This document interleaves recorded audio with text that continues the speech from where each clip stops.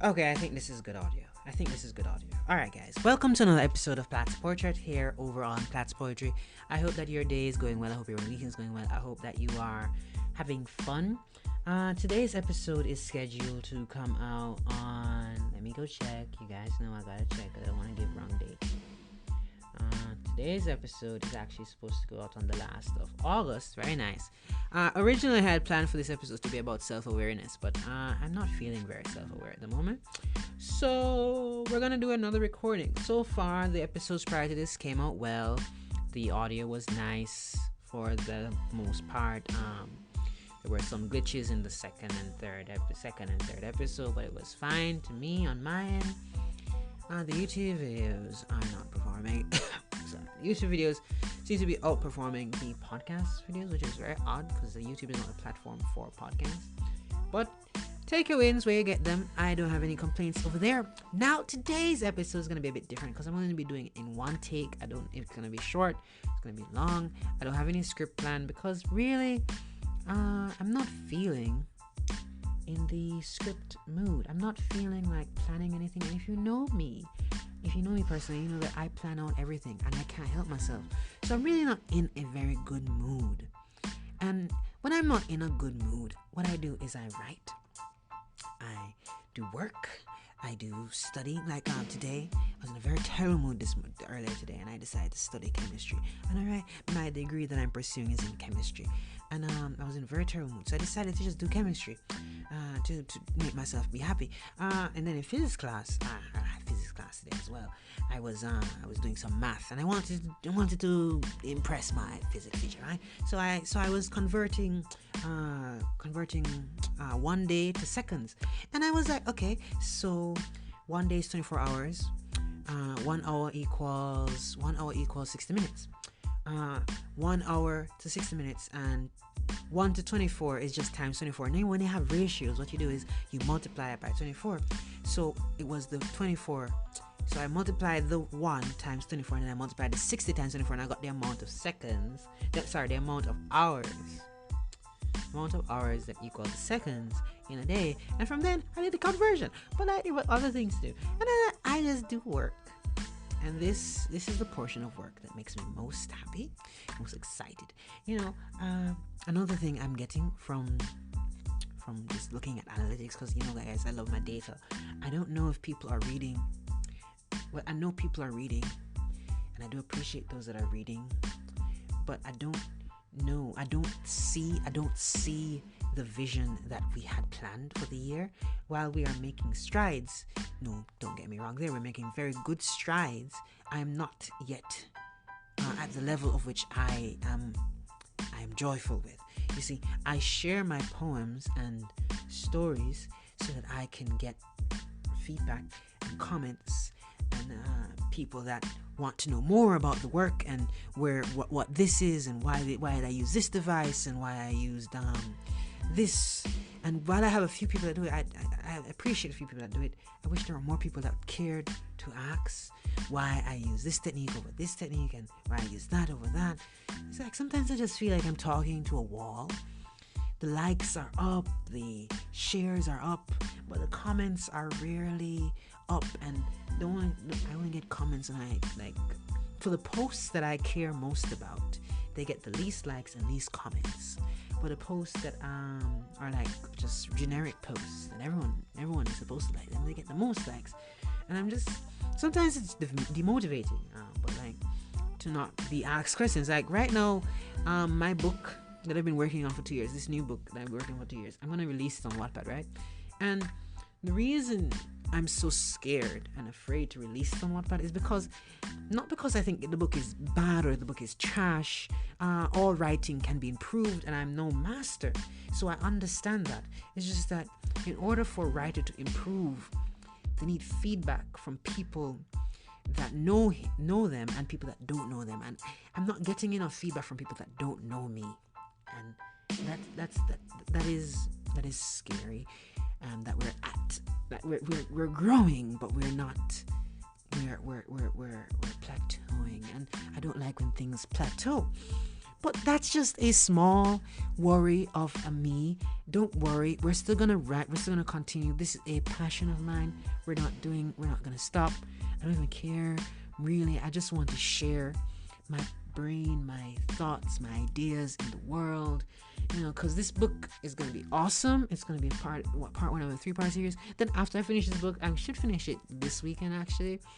It's just 3 more chapters I need to write. Then I'm going to finish the next book, and then I'm going to release the 2 books concurrently on Wattpad over the course of next year over in Platt's Prose that we're working on. Yeah, that. But we have lots of things planned for writing because we're not giving up on writing. I'm just saying sometimes I don't know what to do to get more people to say stuff or to share stuff. Because when I think I write the best poem in the world and I post it, it just sits there and nothing happens, and it's like, okay, it was clearly not the best poem in the world, all right? So you need to go again and write again and write again. And that's actually interesting. I was reading a book in the library. I was at the school library today, the other day, and I was walking down an aisle trying to find a seat, and I picked up a book that said, "Why write?"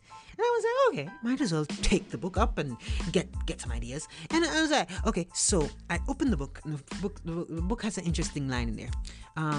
Writing these days is all about telling a story and pleasing the audience. It's not about something. It's not meaningful anymore. It's not commenting on social justice issues or other means of things. It's just there. It's there to entertain, because we're living in a world that is so focused on entertainment that nothing else really matters. So most writers, that's what the book said, and I felt personally attacked, because while it is that I'm writing things writing about me mostly. I'm writing about me mostly and about things that I think are important this year, especially men's issues this year, which is going well, I must say. Yesterday I posted a poem about self-love, but I did it through the gaze of a love letter. You should go. That was last week's episode, though. So, where was I saying? Yeah, I am writing on issues. I am writing on issues that I think are important. I am writing about things I think are important. I am writing not writing to entertain, but at some point in my mind, I still wish to entertain. I still wish to gain interest. I still wish those things. And then the book also goes on to say, why write when Shakespeare has already written?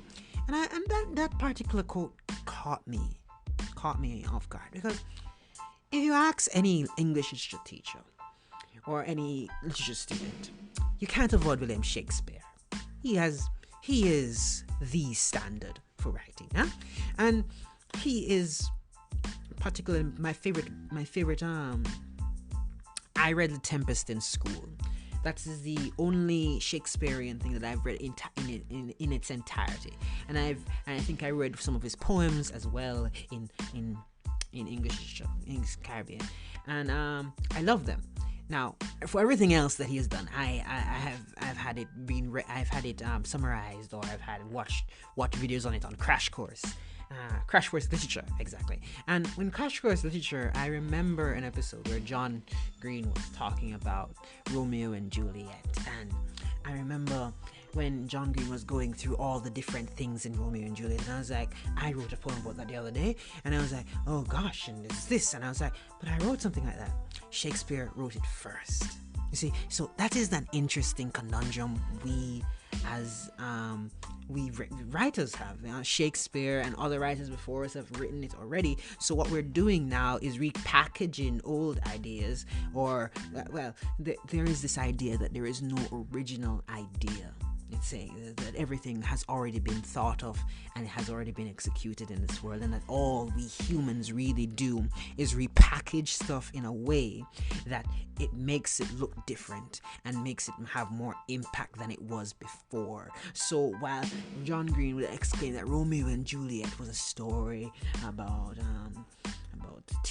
using teenagers to showcase that a teenager is old enough to think for themselves, but still compromised in their thinking, and I can write a poem about how as a teenager I am still able to think for myself, but at the same time I'm compromised in my thinking. While Shakespeare would have written it through that way, I would not write it like that, because one, I'm not Shakespeare, I'm me, I'm Platt. I don't do writing like anyone else. I write very weirdly, very different, very oddly. I haven't said one poem yet this episode. We're 10 minutes in, you see, but like, that's it. Why write? And the end of the chapter goes, we write because we can, because what else are we gonna do, huh? Writing has been around for centuries, for millennia, from the beginning. From the cave walls, writing has been us. It is a part of the human reality. So that is why we write. And I was like, that is why and then I was like, why do I write? Because that's just a general answer. Personally speaking, all writers have a reason they write. Originally, I started writing because I needed to express anger. And then after that, I continued writing because I need to express sadness and rage. And I just wrote because I need a way to express my negative emotions, because in a society that we live in, negative emotions are frowned upon, and they never teach you how to truly express anger and sadness and regret and pain in a healthy way, especially when you are a male. And I hate to pull that card because I hate to speak on social issues. You see, I stay away from them because I don't want to pick sides in the social debate. I like being neutral. But the problem that we face in society really is that people and boys especially aren't taught how to deal with their negative emotions. You see, things that we construe or see as negative. And you see, negative emotions, I found writing as my outlet for my negative emotions. My mother died the day before I started my first book. I didn't know what else to do. I sat down and wrote a book, and the character's name is Joseph Smart. That is the character I created. He's everything I hate about myself and everything that is negative about me, but I love him because he owns it. He is angry, he is mean, he is selfish, he is everything that the world says is evil and awful. He's there as a coping mechanism to help me express the feelings I'm feeling. Whenever I was angry, whenever I was sad, I wrote. And I've written, and that was the first book. The second book I wrote in anger again. In anger. And then eventually my anger died and became sadness, deep sadness. And like that deep sadness I could not escape. And that sadness birthed 2 books. And then after I wrote from all these negative places, I found myself happy. And when happy, to this day, when I'm happy, I don't know what to write. I don't know how to write because it doesn't make much sense to me what to write because I'm happy. Because what I write when I am in negative, when I'm in the negative, I rarely write down my happy thoughts, my happy moments. If you look at any of my poems, you will realize at the base, at the bedrock of it all, it's sad. It's depressive, it's angry, it's jealousy, it's envy, it's greed, it's I am a saint with sins. That is a current series going on the poetry page over Platt's Poetry on Instagram. And I'm just saying, like, sometimes when I'm happy, and right now, and this has been a very happy year for me, and somehow I've managed to write 142 poems. I don't know how, because if it was any year before this year or a year before that, I would never have written any poems because I'm so happy. So why write? I write to express myself. I've written to express my emotions, both positive and negative emotions, but it all started with negativity. And the next author would say he writes because the world is beautiful. She writes because the world deserves to be written about. They write because writing is the way to go. And that in itself is beautiful. We all have different reasons as to why we write, and what we write for and what we write about. So I was reflecting today. I was reflecting in my deep state of sadness. I was reflecting on how we got here, on how we went from a book with 15,000 words to almost finishing a book at 80,000 words today, seven or so years later. I can't do math. I started writing in 2015. Do the math yourself. And then how we went from writing 10 poems a year to being able to write 10 poems in the span of 10 minutes. It is beautiful. It is courageous. It is change. And that is really the thing that is annoying me, that is causing me such mood swings, because I hate mood swings, because I like when I know what is going on. I like to control my fate. I like to plan out everything. I've planned out my life till 35, guys. I know exactly what I want. I know when I want it. I know how I want it. But change looks at me and laughs. Change is always laughing at me. And that brings us to our first poem of this episode. I just wrote it. Discipline. The title is Discipline. And it goes like this. Change is disciplined. She is consistent in her war on consistency, making small steps or sending tsunamis, little shakes along the plates of society until it is weak enough to crumble into a new, allowing systems to reinvent and rebuild while plotting to destroy it all again for the greater good, even if it means the few or the multitude must kneel to extraordinary evil. Change does not care for the individual, the society, or nature. It cares only for faith and listens only to time. She will do anything to ensure that nothing is controlled forever, even if it means controlling herself. Change is disciplined. And that, I have a quote. Joseph Smart has a quote in the book. He says, the only thing consistent in life is change. And that irony alone makes it funny. And that is Joseph. He's like, change is crap. I hate change, but it's funny because it's consistent. I'm rambling a lot. I don't care because I really don't know what to say anymore. Because what do I have to say that someone else has not already said? Huh? What do I have to say? So it's not about what you have to say, really. It's about how you say it and your intentions. And that in truth is how sometimes we end up with poems that are so abstract and then poems that are concrete. There are poems that you know exactly what I'm talking about from the beginning to the end. I'm very much repeating myself. And then there are poems that I just throw words on the page and say it's a poem. Many people do that. I just throw things on the page and say it's a poem. Artists do it too. They just splash their brush and then they say it's art. It's abstract. Interpret it yourself. That is at times tempting. But I don't do abstract poems, because when I do abstract poems, I'm always talking about something. I cannot help myself but to speak about something else. And that is why I sometimes get writer's block. And then my mind is filled with nothing. It's like space up there when I have writer's block. Because if I'm not writing, it's like writing has become a part of me. It runs in my veins now. I can write. I can make. All right. So I was at orientation, and the orientation leader, she said, "Oh, you write poems? How nice."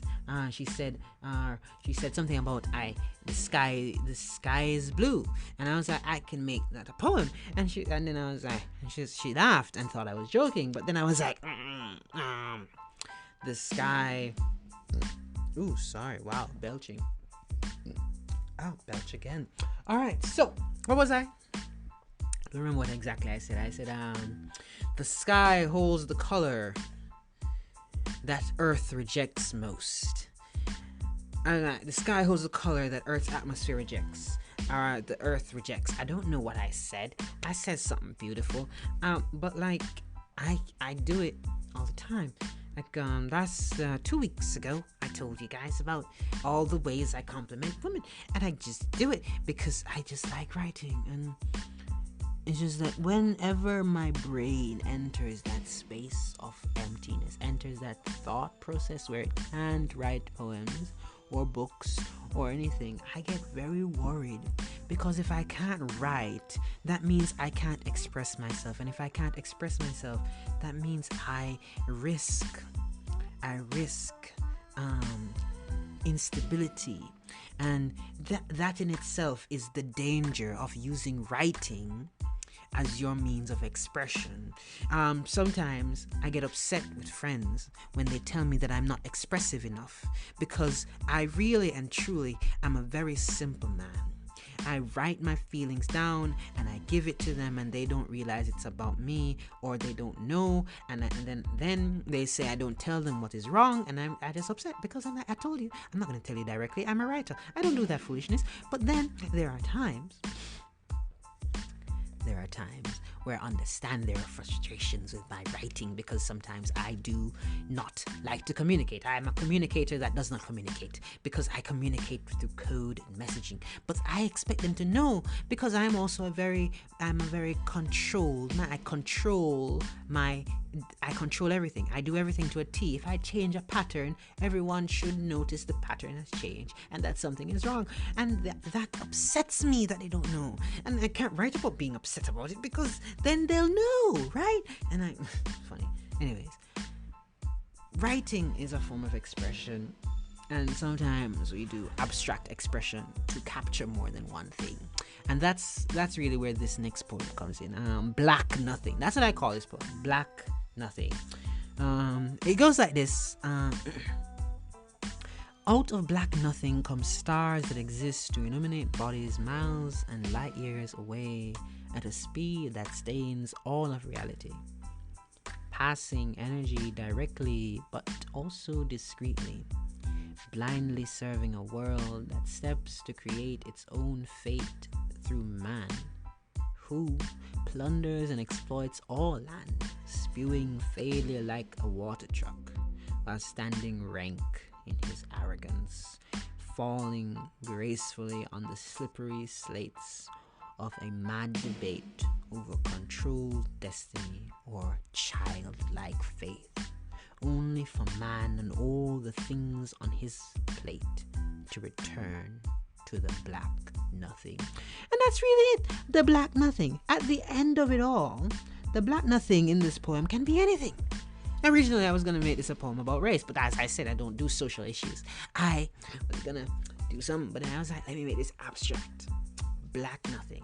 Anyone, anything can be the black nothing. And in this poem, the black nothing is really death, or death and life at the same time. At the beginning, we start with black nothing. At the end, we end with black nothing, to symbolize the synchronism of life and death, and how the two of them are so mirrored with each other. And yeah, so that's a poem. It's abstract. I don't know what it's saying. I don't know what it's saying. I don't think I want to know what it's saying. But then you have times when I don't write abstract poems, so I say exactly what is on my mind. And really, this year I've been very happy. I've been very happy this year, because you see, this year it seems that Cupid has shot me with a golden arrow. And while I do appreciate his this new golden arrow that has been shot at me, it is sometimes frustrating whenever Cupid visits me, because he sometimes forgets, or I believe intentionally forgets, to shoot the other person. And so while I'm happy most of the time about this, but sometimes I'm not happy about it at all. Sometimes Cupid is just annoying. But that is it. This year my happiness has been because of Cupid, but he's also the source of my anger and my great upset this year. And that's really but that's not all that's on my mind. There are thousands of things on my mind. That's why there's nothingness in here, there is change in here, there is all sorts of things. But the central driving force of my writing this year, when I look back at it and I analyze all the poems I've written this year, and there are many that I've written that no one has seen yet, and when I look back at it and I think the root of it all stems from Cupid's tomfoolery and his actions that Cupid and I have a mixed relationship. But this is the last one of the episode. It's congratulations, Cupid. Right, ready? Cupid has no sense of taste. He cooks awfully most times, and on the rare occasion he manages to fix a decent plate, he is praised as if his bland, sickening and bitter chicken from yesterday was not a nightmare. Finally, he has learned how to curry chicken after so many failed attempts. Congratulations, Cupid. Let's try pork next. Cupid has no sense of smell. That is why he is such a terrible cook. He convinced me to cook in my house, and the pot is burning, but he cannot smell my kitchen in flames from outside. Why is he outside? So the fire spreads. The house burns to ash before his eyes. And he apologizes for not smelling the burning pot. Congratulations, Cupid. At least you have empathy. But still you should blame me for trusting a child to cook curry. Cupid has no sense of sight. They say while just a baby, he is a master archer. But his bow and arrow rarely land where asked. Tell him to shoot a tree, he shoots you in the knee. Tell him to shoot a turkey for Thanksgiving, he shoots a chicken instead.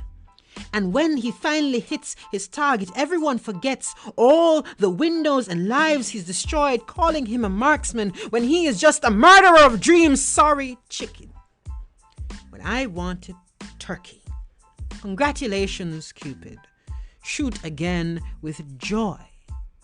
Cupid has no sense of hearing. You grant him sight, you grant him taste, you grant him smell, and tell him exactly what to do, and he fails to listen to you. Stubborn, ignorant, deaf, I don't know which to pick. I am tired of this. Being at the mercy of a child that cares not for me or anybody. Yet, when he finally hears me, it is when tears are trying to drown my white sea. Congratulations, Cupid. But it's too late to help me. Cupid does have a sense of touch. You will know when he is around, and he will leave his mark on you forever. Perhaps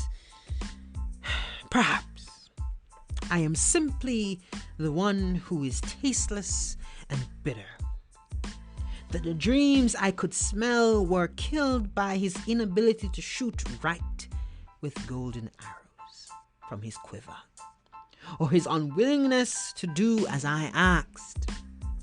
It is indeed mad that I am mad as a fictional child. But what is sad is knowing my anger, while valid, is pointless. Controlled destiny is not man's reality, lest he wishes to embrace death's daily charity of freeing lunatics from life and her random calamity. So, congratulations, Cupid. By being almost senseless, you make love something priceless. And that is indeed a wonderful poem. I must say, alright, my lovely, beautiful Platts. I think that this was a wonderful episode. It was unscripted. I did chat a lot about myself. I don't usually do that. I usually script these things. But I do hope you enjoy today's episode. I do hope that you subscribe and follow us on our social media pages. You should know them by now. But Platt's Poetry on Instagram, at Platt_13 on Twitter. Twitter was funny last night. And then subscribe to our YouTube channel. Remember to follow our bro Tyreek Art, because he has lots of art and you should do it. Anything else I'm forgetting? I don't know. Next episode, I don't know what next episode is gonna be. I don't even know if I'm gonna publish this episode, but if it's published, you'll hear me deliberating if I should publish it. Anyway, bye guys. Remember, you're perfectly lovable, amazingly talented, and tough. Let me say with me, I am perfectly lovable, amazingly talented, and tough. Have a nice day.